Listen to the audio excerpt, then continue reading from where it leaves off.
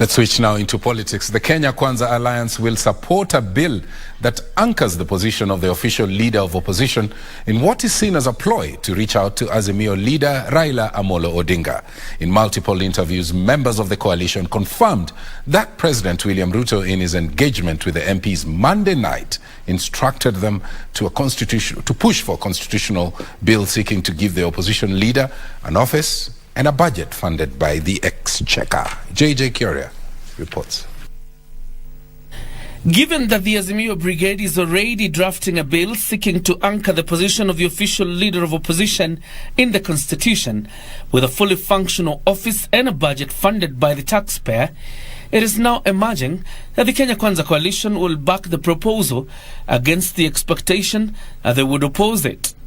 During a private session with MPs Monday night, President Ruto instructed his allies to throw their weight behind a constitutional amendment that would anchor the position in the constitution. Many of you remember when he was at Chatham House earlier this year in February, he did indicate that he supports the idea of an office of the leader of official opposition. I think it's just out of that he's now proposing to Parliament to consider that proposal to set up the office of leader of opposition. It will open up official channels of communication between government and the opposition, such that Raila Odinga doesn't have to call for Kamukunju, have a parallel run. He is recognized in law, so he can come to Jamhuri Park during Jamhuri Day, and he is recognized and he will be given an opportunity to speak. If he wants to address Parliament, he will be invited as official opposition leader in Parliament and come and address Parliament. Agreed collectively that any proposal that may come to support the leader of opposition, the official leader of opposition, we will be supporting that, because anytime we are making laws, we should not make laws from the point that is of comfort to you. You also need to look at when the issue is on the other side.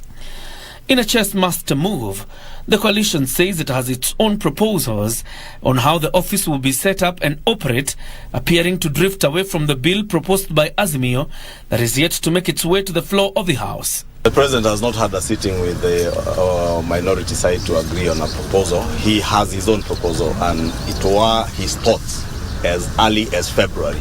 Probably the opposition has borrowed from what the President said at Chatham House and now proposed to have their own proposal, which we have not seen. We've just heard about it in the media. That's the one of the office that the President is pushing for, whereby they can have an office, they can be infrastructure, they can be vehicles, they can be able to put the government on top. Therefore, he's ready for the opposition to come up and raise issues whenever we are not doing right, and either the government in our budget to be able to put them and to finance them and to fund them so that they can be able to conceptualize and also actively work out on opposition. Our support to have a proper leader of opposition is because the President feels that this government needs a proper check, and you cannot be able to have somebody checking on you when they have challenges, basic challenges like transport, like an office that operates a well-equipped office. And that's one of the things he was appealing to us, that it's important to have a very robust opposition. Seeing that the opposition leader Raila Odinga has continued to exert pressure on the Ruto administration, including planned consultation rallies in Nairobi, the Kenya Kwanza coalition has however refuted that supporting the proposal to empower the opposition leader is an enticement to Raila.